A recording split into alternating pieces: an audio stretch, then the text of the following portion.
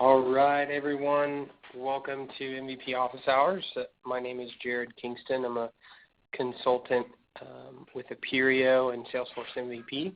I head up the office hours here, and happy to have you guys on. So real quick, before we get going here, a couple announcements that I'm obligated to share. One of those is there's this thing called Tahoe Dreamin', which I'm sure there's a lot of dreaming to be had in Tahoe. I've never been, but I hear it's wonderful. That's being head up by one of our MVPs and some other user group leaders. So here's some information on it. Go to TahoeDreamin.com. Check out more if you want to venture out to Tahoe in January. I'm sure it would be a lot of fun to do. So check that out. Should be if you've been to Midwest Dreamin' or heard of Midwest Dreamin', I think it's somewhat similar. So, all right. With that being said, let's go ahead and kick off the office hours. Real quick, if I could just have MVPs on the call, go ahead and raise your hands. I think I see all of you, but I just want to make sure I don't miss anybody. So for those of you who haven't been on office hours, which I think most of you have, real quick, right, it's an open forum, just like but similar to the Answers community, but live. So you can ask a question live, you can post it in the chat, or you can just raise your hand and kind of wait until there's time. So all we ask is that you mute yourselves during the call so we can easily hear answers and questions. So with that being said, we have some MVPs on the call that I'd like to introduce. So guys, if you could just introduce yourselves, who you work for and your area of expertise. So we'll start with Dale. Good afternoon or good morning, wherever you are. I'm Dale Ziegler. I am the admin and assertive developer for the Kansas City Southern Railway here in Kansas City, and I have been in the position with Salesforce for about 5 years now. You are now being connected to the conference. Please Nice. Okay. I like that little background noise. All right. So and then let's go, Mark. I am Mark Ross. I am a product evangelist for AppBuddy. They are the people who make GridBuddy, who can do grids inside of Salesforce. And my area of expertise is automation and flow. Awesome. And then Matt. Hey everybody, it's Matt Bertuzzi. I am the admin and operations person for a company called The Bridge Group. I guess my area of expertise is kind of sales development and inside sales and how we make them love Salesforce. Awesome. All right, so those are our MVPs on the call. So with that said, let's go ahead and get things going. Who wants to start us off with the first question? And don't be shy. No dumb questions or bad questions on the office hours.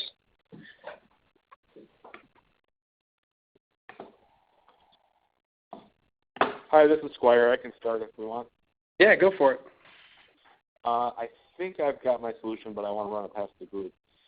We have a situation where we utilize campaigns to track the CC list on letters. So every campaign represents a quarterly letter, and then all the attendees represent the CCs. And so we put a numerical pick list on to get them in to know who's the main address and who's the CCs. The challenge is that the output, it's difficult to consolidate the CCs into a single text box for mail merge purposes.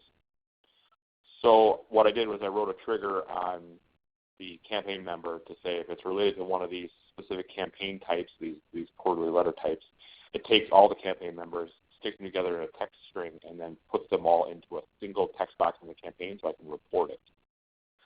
The $100 question is it was a lot of testing and playing, and I think that the triggers are actually kind of fragile from the perspective of how they're going to deal with bulk. And I couldn't figure out if I should have used Process Builder in some way. So that's really the question.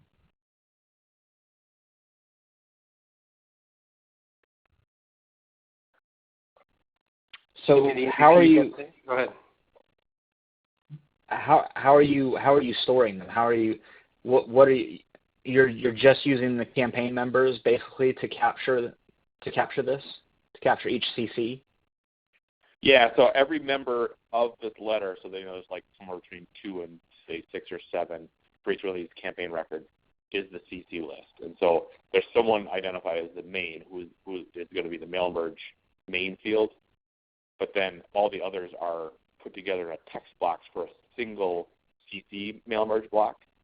And then the trigger grabs each name, orders them by the CC order on the campaign member record, and then concatenates them all, puts them into a single text box on a campaign. So when I report, the report is a single field of all the CCs for merge purposes. And then how is this triggered? Is it just using the send to mail functionality in Salesforce, or is it some other creation that triggers this? It's only on create or update of those members. Does it recalculate all the existing members and repopulate the campaign? So, I mean, it's just as they're managing who's in it and the CC sequence, apparently it's critical to the user group who and in what order these CCs are. But we still only send a single letter, which is why it gets a little weird as far as the merge.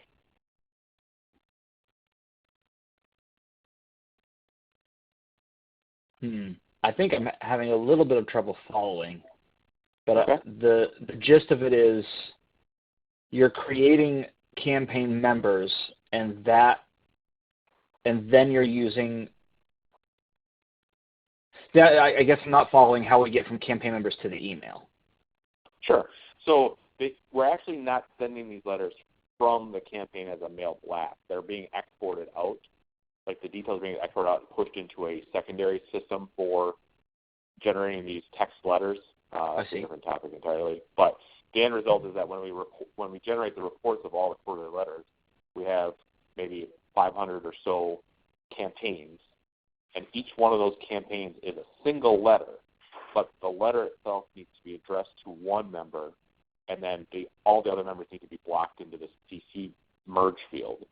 And so when we report it, just because of the complexity of, or not complexity, but because of the architecture, you get one record for every member of the campaign. And what we really need is one record for all of the members of the campaign. And so that's why we take that text, we generate a text block on campaign of all the members in as just a single field. So when we report it out, we just get one record for the campaign. One field is the main member, one field is all the CCs in a sequence, in a specific sequence. Okay. So, and I'm going to invite any sort of input from my fellow MVPs here, but it sounds like what you've got is a very, and I apologize, I don't mean this to be rude, it sounds very over-engineered. Agreed. It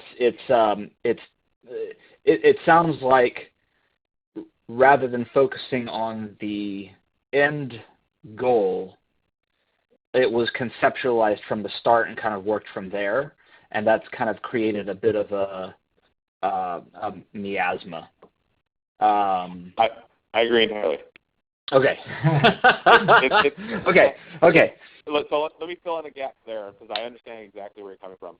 The struggle is that we have a system that generates these letters that is kind of it's frozen in time. We can't do a lot about that system. And the users that are interacting with it right now are doing massive contact exports and then managing everything in Excel, which is obviously the worst possible option. So oh my God. Okay, we really are trying to turn a bunch of contact data in Salesforce and an end result of a mail merge file and give them as many tools as possible to manage all that in Salesforce. So that's exactly where we are headed. Okay. So again, if my fellow MVPs want to chip in, I appreciate it because this is a fun one. I think there's another red flag that's flying for me. I want to make sure I'm understanding this right. It's sending emails out to customers, and every single recipient is in the CC. No, yeah, let me clarify that. So it's not sending an email. It's actually pushing into a hard copy letter generation tool. I see. So like it's a gigantic mail merge that prints hard copy letters. Oh, hard copy letters. But, okay. Yeah. But we get one letter for each effectively account. The account has X number of CCs on it, either the main address seed, say me, and then everyone on this call is a CC. But they're not all necessarily tied to that account. So we have to build some way to say discriminant contacts are all related to a single outbound letter.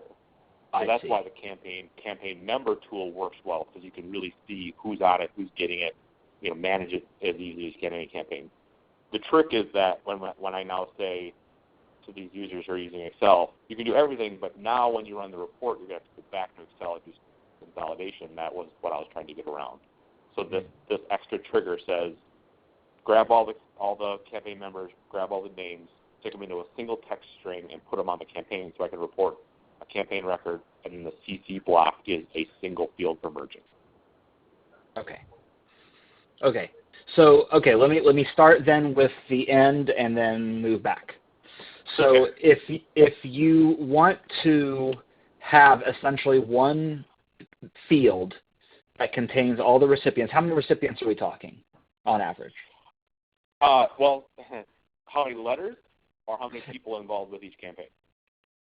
Well, essentially, what I'm trying to get at is the length of this potential field entry that contains all the people. Yeah, it could be anywhere from none to they've told me up to 10. Oh, okay. That's just fine. Okay, so it is actually possible to use Flow to do a looping iteration where you're looking at your campaign members, you're getting the email addresses or the addresses or whatever it is that you need to concatenate, and have Flow kind of loop through those and add to itself, add to a variable within itself. So you can say, okay, take the first record, pull out the email address, add a semicolon, then go to the next record, add another one to the same field, to the same variable, so it's one big long text string. So we're just adding, concatenating essentially, so you can have that report in Excel. And Flow can absolutely totally do that, and you can kick that off with Process Builder. So you do have to use the looping functionality probably in Flow to do it properly, to do it safely. But you shouldn't hit any like character limits or anything like that. It sounds like if your average max is like 10, so that's not going to be a problem. Just get it stuck in a large text field and you'll be good. I'm so kind of like, yeah, go ahead. I was going to say, just to build in, because that's kind of what I was thinking too, is something along the line of Process Builder sees a new or edited member, then store the related campaign ID, jump to a Flow, and then using that campaign ID, run your loop based on all the members that are in the campaign. Yeah. Find all campaign members whose campaign is that ID and iterate through. Yeah, absolutely. Yep. Okay. That being said, like hearing this whole situation, I really would, like if it were me, I would try to rebuild the whole thing in another like custom object possibly. Or at least evaluate that as a possibility, just because a lot of what you're dealing with is just the sheer complexity of, well, maybe not, because actually it is actually. Oh, I lost you. Sorry. Yeah, I lost him too. This is Dale, and I kind of had a thought as Mark said, thinking about a custom object. Campaign members is a secondary object, which is kind of special protected in some places by Salesforce. So while campaign members would give you all of the power of compiling everybody that you need or whatever, you might then have to actually do a lot of your work in a custom object so that you have a little bit more breathing room. Right. If that makes any sense. So it does. I'd be very curious if we get Mark back on to hear what he was going to say, because he's a lot more awesomer at that side of things than I am. So I'm very curious to hear what he has to say. Can you hear me now? Is it working now? Yep, better. Okay. Yeah. Well, I was actually about to say that it's actually quite simple once you get down to it. All you need to do is capture this data in a single place in the campaign. It's actually not that complicated. You might not actually need a custom object the more I think about it. It's just getting to that point that's a little bit mad, but it sounds like it works in the end, right? Yeah, I mean, everything works. But there, I mean, take away the, like you said, we're kind of reverse engineering into a solution, which is bad. But the only challenge we've got right now is that it's hard to manage CC order, which is a different topic entirely. I think I'm just going to write a visual report page to do that. Mm-hmm. But I was more concerned about the viability of that trigger and whether process or a process builder and a flow would address it, and it sounds like that's true. So I mean, I'll take that as the answer for now. But I'd love to offer an opportunity. If you wanted to talk about it more offline, I'd be happy to discuss maybe better solutions if you have some brainstorming on it. Yeah. I'm sorry, Mark. Go ahead. This is Matt. No, go ahead. I just want to file a quick minority report and say working trigger is the best solution compared to potential future working process builder and flow any day of the week. Like, I wouldn't re-engineer it. I don't think there's the pool of people who can write a trigger and the pool of people who can do what Mark is suggesting. They might overlap. There might be a few more future-proofing if you do it his way. But if it's working today, I'm always let the good not be the enemy of perfect. Okay. Well, thank you, everyone. If that helps me at least feel comfortable about what I wrote so far. But I just wanted to throw it out. Thanks. No problem. Thanks, guys. All right, who's next?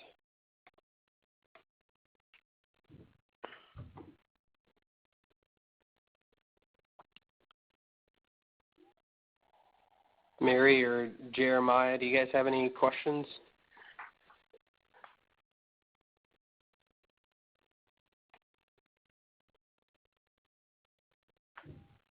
Does anyone have experience with source control? Ooh. I was hoping Andy would be on today because I remember him mentioning that on a previous call. Define experience. So this is Marty. I joined late. Hey, Marty. Hey guys. Yes, I do have experience with source control. What's the question? Mostly just a question of what tools you recommend. Currently, we're using Bitbucket and Git because Bitbucket's on top of Git. So that's the same technology stack that we, or at least that's the same. I shouldn't say the full technology stack, but yeah, we have the Atlassian suite and we do use Bitbucket. Okay. So are you having trouble setting it up? Not so much trouble, but generally speaking, we have a team of multiple developers, and a lot of them are not experienced with Bitbucket or source control in general. So I was just wondering how the process flow tends to work and how often you commit your code and all of those fun questions. That's excellent. So I think if you have a team of multiple developers, which we do in our projects where, for example, if we're building out a custom portal or doing some heavy UI work and automation work in Salesforce, having multiple developers is a necessary task. What we typically do is have our developers work on specific issues that you create in Bitbucket, or if you're using Jira, tickets in Jira would be the same. But whatever tool you're using, the things that are assigned to developers being worked on, each one of those gets its own branch. So when you're developing, you should commit as frequently as you need to. There's no storage limit on Bitbucket, so there's no real harm for you to be committing often, and it's easier that way for you to roll back if you need to. What happens is it sounds like you've probably worked a little bit more in Bitbucket compared to some of your peers. what you basically just need is to train them to understand what is a branch and how you merge that back into a master or a parent branch. Mm-hmm. And that's, I mean, in the projects that I've worked on, it's not been a major challenge because the nice thing about Bitbucket is it allows you to see the code changes fairly easily side by side, and you can even make inline comments to specific lines of code that you might not like in a specific pull request. And you can stop me if any of this terminology is foreign, but the interface for if you're working on Salesforce specifically should be enough for you to do kind of simultaneous development work as long as people are using branches and pull requests and comments. Awesome. Great feedback. But yeah, I mean, I think that would be my suggestion. If your people, all of your developers who are working, assuming they're working on separate issues, should have their own branch. That would be a starting point. Is that kind of how you have it set up now? Not quite, but that would be a good way to go. Okay. Then, yeah, I would start there and essentially when they're done building something and they've QA'd it, have them create a pull request, and you can be the owner of that mastered branch and do a code review before you merge it in.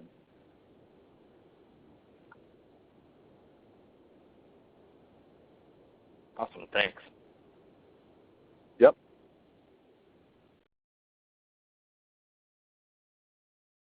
Awesome. Thanks, Marty. All right. Who else has a question?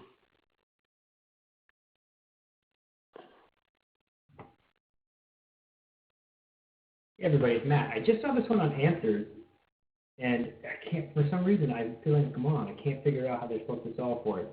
Mind if I give you the quick use case? Go for it. Cool. All right. So they are using campaigns, that's our theme for today, campaigns and campaign members to track events. So they have people who register and no-show, register and cancel, and register and attend. It sounds like their campaigns are not date specific, so they don't have like 11:13 office hours. They have just office hours. So the issue is they want to report on no-shows. But if I no-show on the last office hours, but show up on this one, it's still showing on the report when it shouldn't. Because they want to know campaign members who have only no-showed or canceled and never attended.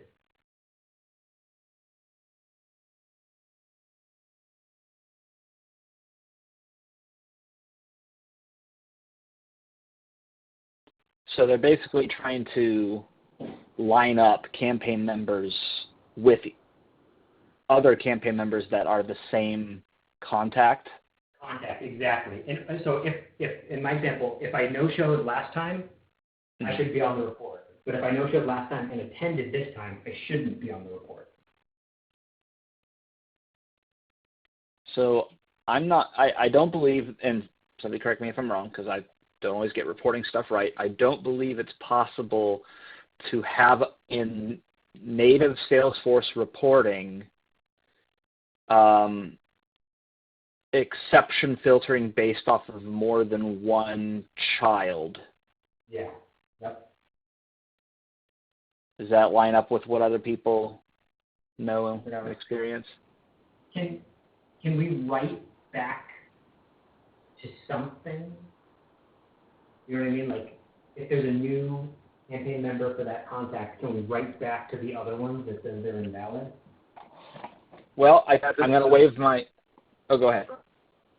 So was that Mark? I didn't mean to cut you off. No, that's fine. That's fine. I was about to wave the flow flag again, so if you have something else, go ahead. Yeah, I mean, I think whether it's flow or trigger, I think I agree. You would need to write some kind of custom automation. I think the more challenging part is going to be the business rule because it's not. I'm guessing perhaps it's not a end of time. A lot of times where I've looked at similar requirements, it's annual. So it'd be like an annual rolling basis. Has this person attended something this particular year, calendar year or fiscal year, and then that kind of resets for the current for the next year. That's where the wrinkle is. But even without that wrinkle, let's just say it was for the end of time, you would still need either flows or a trigger to be able to process that logic in a way that you can report on using Salesforce. Got it. Yeah, that's pretty much it. Exactly. And I think you could. Sorry. What would you write back to the campaign members and say like they're no longer the most recent? I almost think you'd have to have another object or maybe on the contact itself rather. Actually, that makes more sense. Like having something that's more of a parent that captures individual participations, as it were. And then you could report off of that contact. Okay. I will write it up as no easy right-click fix. Exactly. Doable. Absolutely, totally doable. It's also theoretically possible if you do have somebody on hand for development. You might theoretically be able to write a report for this using the Analytics API.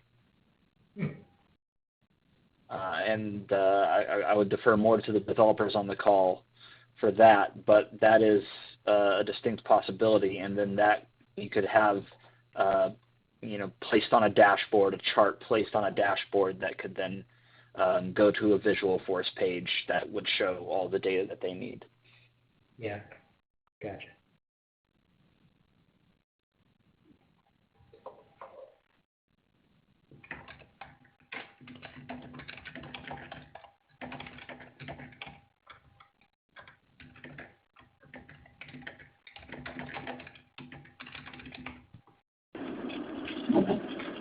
Awesome. All right, who's next?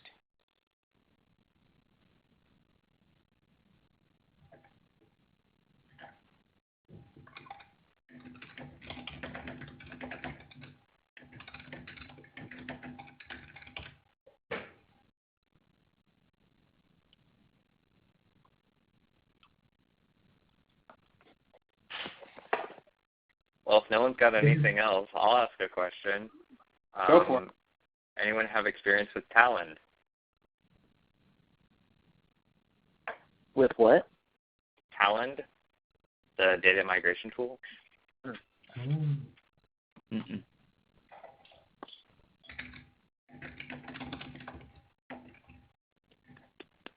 Crickets. Yeah, sorry, no experience with Talend. Used Okay. Informatica, Jitterbit, Salesforce Data Loader. So Yeah, but unfortunately, that's Talend's not free. I mean, there are a lot of the other tools. Was it Data Loader IO? They are also free. So I guess I'm curious, like, if you're running into difficulty implementing it in Talend? So the issue is trying to port data from a production instance or from one Salesforce organization to another while mapping and maintaining the relationships between the objects. Is this like a sandbox copy scenario, or is it two like distinct production Salesforce orgs that are being used by different business units? Let's go with the sandbox copy scenario. Yeah. I mean, this is something I've talked to a colleague about. It depends on what you have available, just to purchase a tool off the App Exchange to do it for you. But the best way, in my opinion, that you're going to achieve that is you want to have an intermediate database, because otherwise there's a lot of complexities, and the reason why you might want to have a tool is there are a lot of weird dependencies that you could get into depending on what you're trying to move over. For example, tasks could have two parents, campaign members have two parents, accounts can have hierarchies. There's, I mean, it sounds a little bit simple on the surface, but I found that when you dig into the details, it's often only worth your time if you can build an intermediate staging area where you can manage some of these dependencies and then load it in. Otherwise, you probably are better off just purchasing a tool and saving yourself some headache. Okay. And so in that sense, I guess what I'm the other part I'm trying to say in terms of experience with talent or not, I don't think and you can let me know if I'm off base, but I don't think the tool is the issue. I think what you need is the staging area. Yeah, so I can pipe everything into like CSV formats and map the outputs accordingly. It's just a few extra steps, but that's something that I have to do to successfully map everything accordingly and upload it into my sandbox without purchasing a tool. I think that would be beneficial. So. Okay. I mean, if CSV is easy enough for you to work with, that's fine. Or you could always spin up like there are free databases out there as well if you're looking to go that route.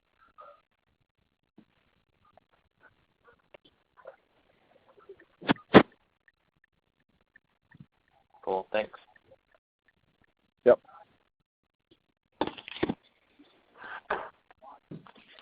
Awesome. Thanks, Marty. Mary, looks like you have a question on the new UI, the Lightning UI.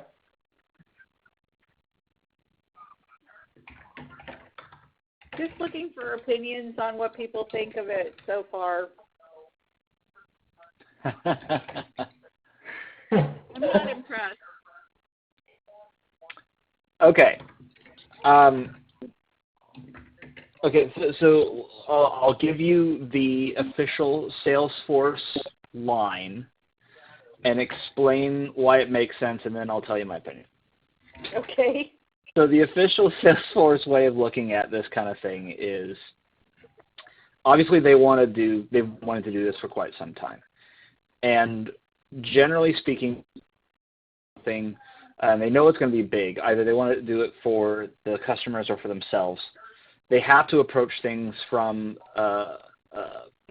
whatever makes most sense. And to them, their evaluations has said that at any given large project, let's say that large project is that they want to give every user a horse. Well, sometimes they can't give every user a horse right off the bat. They have to give you a pony instead at first and work up to the horse. And you still got a pony. You didn't have a pony before. It might not be what you want or need, but they have something that some people will enjoy and use. And so that's their official way of approaching this. And that does make sense to a degree because it may not hit a lot of users, right? It may not be valuable to a lot of users, especially users who are well entrenched, who are using Salesforce to its fullest, like many of us do. But for new customers or for very sales-focused customers, it has a lot of value. Now, that being said, I am not using it. I will not use it for quite some time until it has a lot of the feature gaps filled in. There are a lot of feature gaps. I'm guessing that's most you've encountered, like the sheer amount of things that just aren't there. Am I correct? Yes, that is correct. I've got a growing list of things that things that I use on a very regular basis that it just doesn't do, which surprised me. So I had turned it on for myself. I'm the admin, and when it first came out, but very quickly turned it back off because I just ran into one limitation after another. So I'll go back in and keep looking at it, but right now I'm not that impressed with it. Well, yeah. And go ahead. Is Dale. First of all, Mark, horses, really? What if I'm a dog person? I don't want horses. That is direct from Shauna Wolverton. That is her analogy. All right, I won't argue with the benefit from Shauna. My bad. I mea culpa. Whenever anybody asks me about new features, and granted, it's like the questions that I talk to people about are much smaller than an entirely new UI, but the rule of thumb that I've learned to operate off of is just because it's bright and shiny and new doesn't mean it's the right solution. Just because it's, it is a nice, cleaner looking UI and it is matching up the mobile and all of that. But yeah, there are a lot of feature gaps. That doesn't mean there's a lot of things that at this point in time would hurt a lot of people, that just stay the course with what you have and let the new stuff get ferreted out first. I mean, we saw the same thing, Process Builder, a couple of versions ago, that everybody was trying to jump over to that, but it had its quirks and its bugs and some things, and Flow saw before that, and there's always something new that everybody's really excited about, but that doesn't necessarily mean you have to jump on board just yet. If what you have working, whether it's a small piece of functionality or the actual experience, just because it's new doesn't mean you have to get on it just yet. Stick with what works for you and your org. And the other good news is that Salesforce does not intend to rest on their laurels with this. Safe harbor, but expect to see a large amount of those things on your list probably filled in the next release, and even more in the next. Like, they are really, really, really focused on filling in those gaps. They're aware that they are there, and they're actively pushing to do it. Like, the sheer amount of things that they have on their list that I've heard them talk about, like, yes, it's on the list, yes, that's on the list, yes, when people ask them, is huge. So I know that they are very active in trying to address that. So the good news is this will not last. It should be resolved before too long. I would assume that it would be resolved. I guess I was a little surprised that they released such a light version into production so soon. To me, this should have been more of a beta kind of thing than an actual full production availability kind of thing. And that's why you said the next release. That's why they released it in kind of a beta fashion, kind of an opt-in, opt-out sort of way. Even on a user-by-user basis. Well, if you also look at what some of the marketing materials and some of the fine print said, there was a lot of catering, or not catering, I don't know what the right word is, but there was a lot of emphasis on newer customers. Like that, if you think about it, a new org, you don't have anything customized in there. Everything's from scratch. So the new UI is a great place to start for brand new Salesforce org, but not so much for the established ones that do have to move a lot of stuff over. But they were also partially trying to target a new customer base that wasn't already using Salesforce. So. One other thing to think about too is for anyone who can jump onto it right away, imagine having to retrain the entire org and configure the entire org with this new one, rather than bits and pieces. That allows you to really slowly implement all of the tools and functionality. Mm.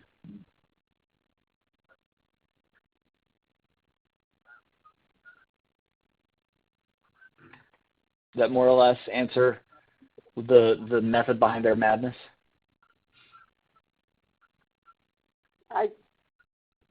It still doesn't make sense to me, but whatever.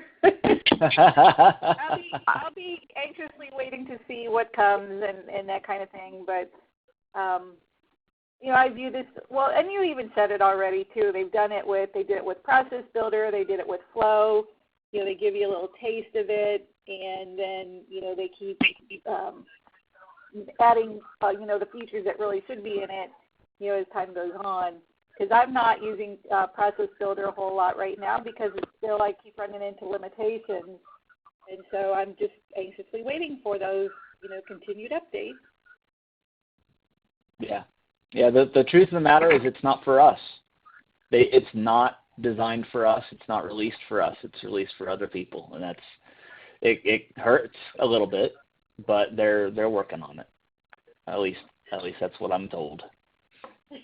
I would hope so.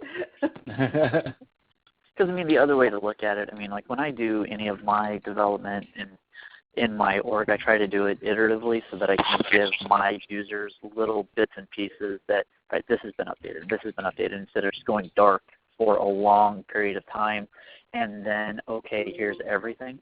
I do see their approach of rolling this out with not everything covered, because it at least moved the needle a little bit. It still kept things moving, and then while they were releasing it, they could go back and say, and we're working on this and this and this, instead of just, again, like going dark and then, surprise, here's a 100% brand new thing, and expect everybody to be able to keep up. So I'm going to put faith in that they didn't want to completely overwhelm and break everything by releasing as much as they did.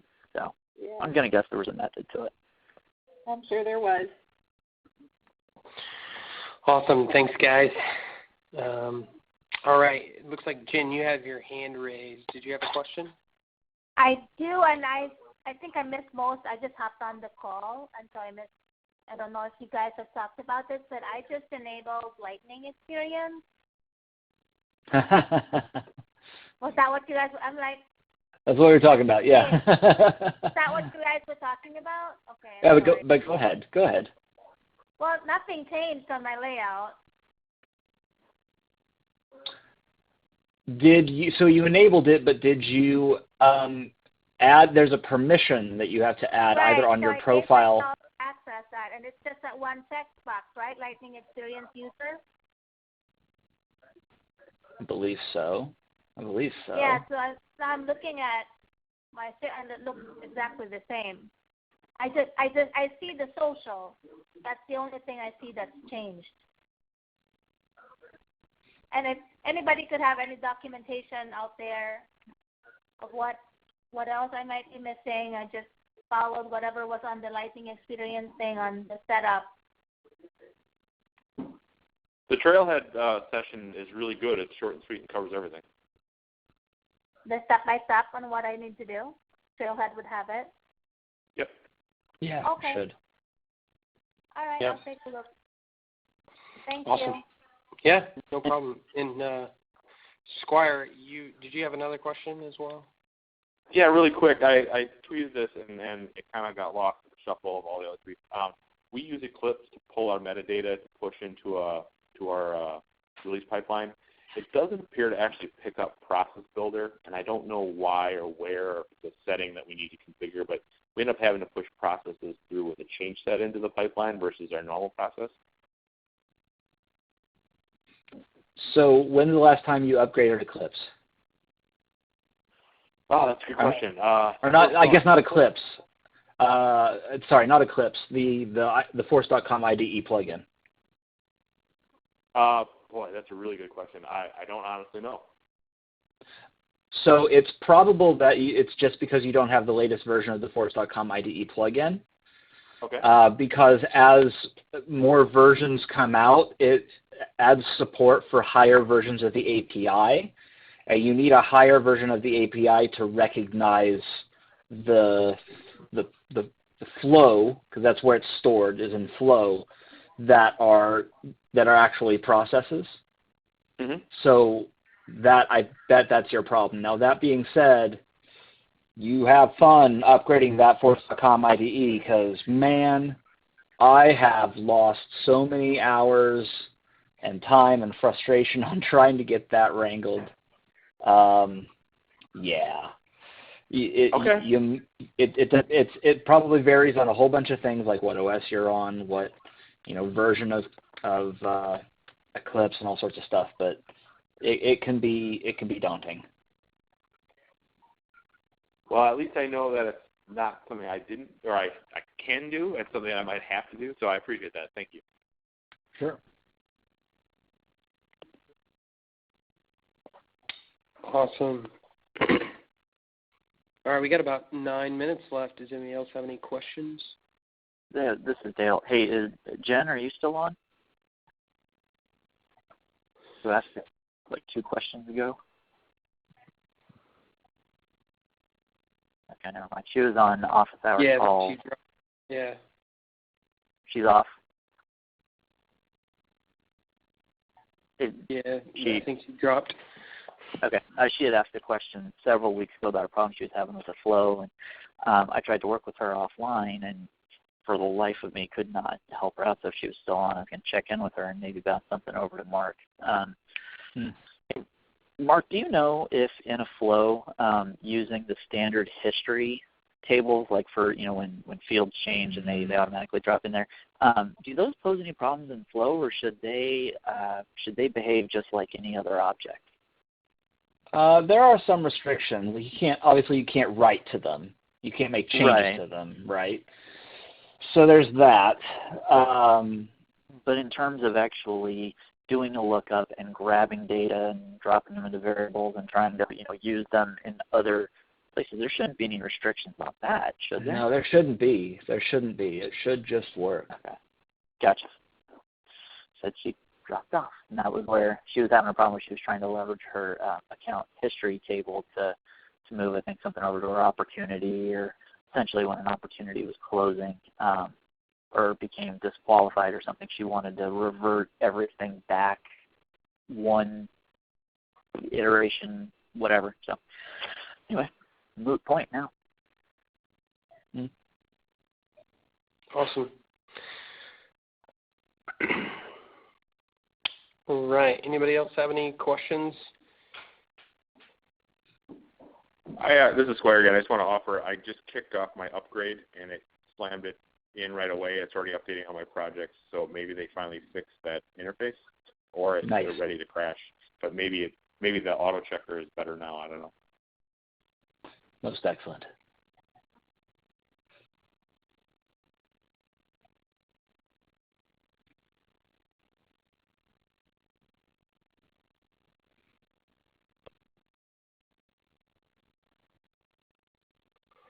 Awesome. Last call for any other questions.